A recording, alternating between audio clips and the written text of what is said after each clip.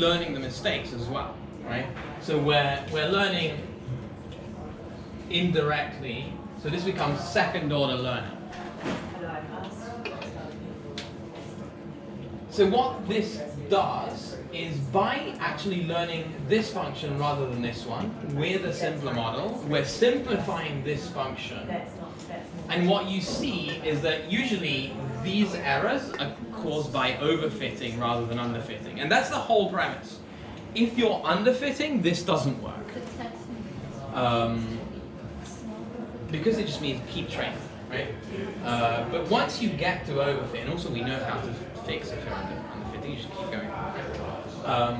But once you fix this and you know that these errors are caused by overfitting, then you know that you just need to reduce the variance of the model. So if you reduce the capacity of the model, you reduce the variance, which means that you have simplified it so that something that if you're trying to fit these points and you've got this, you reduce the order of the equation, you get something that looks better and generalizes better.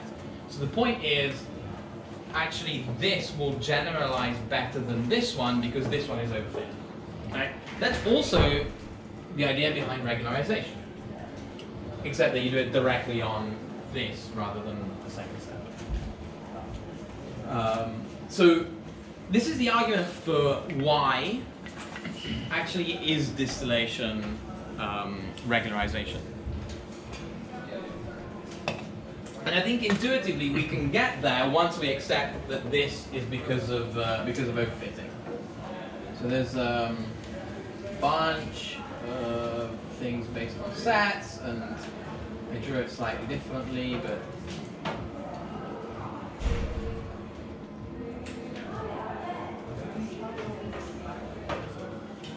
okay. So the idea here is we create something that generates deep networks. So this can be bagging, it can be boosting, it can be any of those methods that I've explained just now.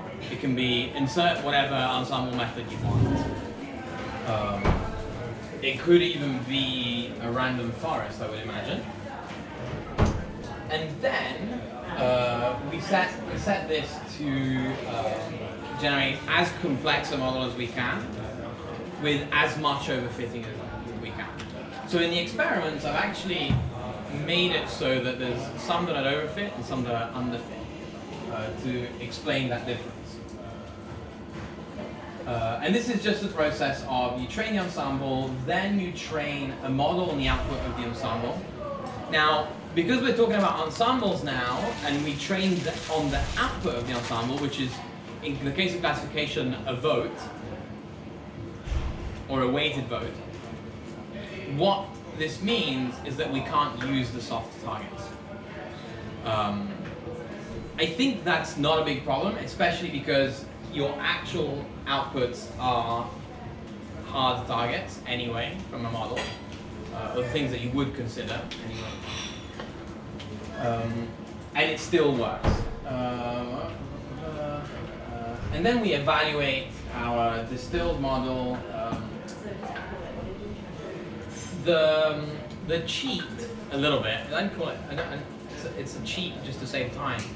But the model, the distilled model, ends up being the same exact type of model that was in round one in the ensemble method. So the reason why it's like that is because then we can have a direct comparison, right? Is the final model better than the original model and better than the ensemble? It's just so that we're comparing apples to apples. You could, in theory, change it to whatever you want, and there may be things that work better. True, honest answer, I haven't tried it, so I don't know. And experimentally, what this looks like is, so there's the obligatory MNIST just to test that it's not complete crap. Even back then, MNIST was solved, right? Like, there's no reason to say this, but the point was get a much simpler network that doesn't do anything special. I don't even think it augments the data set with elastic distortions, which is how they get to 21 errors on the data set, on the test set. So we get, and it does very well, like 99.34% accuracy on MNIST. You can say like it's as good as all the other models. And you could argue that like it's actually kind of already overfitting, so the test error is already starting to go up after 20 epochs. I do not remember for how many epochs it did get trained in the end. I think like 100 or 150. It wasn't a lot. The point is this, right? So 0.66% error is the single network, which is not in this table, but it's up there in the paragraph. The ensembles are 0.63 and 0.59 and 0.51. And then we take these, distill them, and we get an improvement. In some cases, it's tiny. I mean, like, you can't really get significant. This is actually one of the comments that I got from the reviewers, which is like, oh yeah, but like, it's only a point of a percentage, and like, unless I go to negative error, then I can't really get any better. But this is like, okay, it should work. So CIFAR 10, so back in 2015, CIFAR 10 was not a solved problem. State of the art was 9 to 7, I think. 9 or 8 or something like that, with the all convolutional net, which was a network that was slightly bigger than this. They did data set transformations, I didn't. But the point was, it was the first network that didn't have a fully connected layer at the end of the CNN. Yeah? For these numbers, you used the median. Did it make much of a difference whether you used median, mean, or? It didn't. Five numbers, five samples is not particularly. It's not a lot. The reason why it's 5 is time. I found one error, by the way. I think this is not the final version because my supervisor published this on ResearchGate, but I think it's an old draft because I did find an error where it says I ran 5 rounds and it said I ran 10. If you look at the graphs, it says 10, right? So, but the median is there, so I did start with the mean, by the way. I started by mentioning the mean, and then one of the review comments was like, oh, how do we know that there's not one that is an outlier that's putting everything down? So the median just excludes those things. You could argue that you could do more experiments. I then afterwards tried, like I did it 100 times. Like I did it so many times and saw it work that it's basically the same.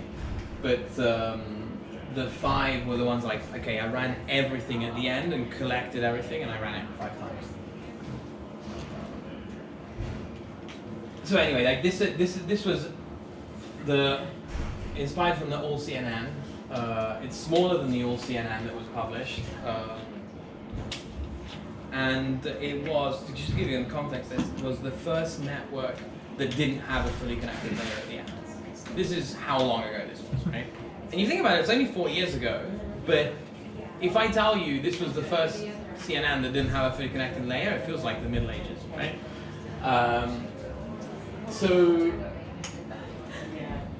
Where are we going? So the single network did 11.15. It's kind of similar to, it was 9.0.